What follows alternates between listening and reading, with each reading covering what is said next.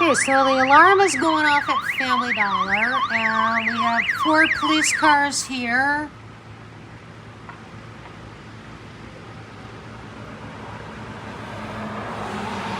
Nothing going on. I think that alarm is faulty because it goes off like every other day. They didn't see anything, and now they're gone. I don't know why 4 police officers have to show up over here, but seriously, I don't understand it. I think Family Dollar just needs to get their alarm fixed because it like goes off for no reason.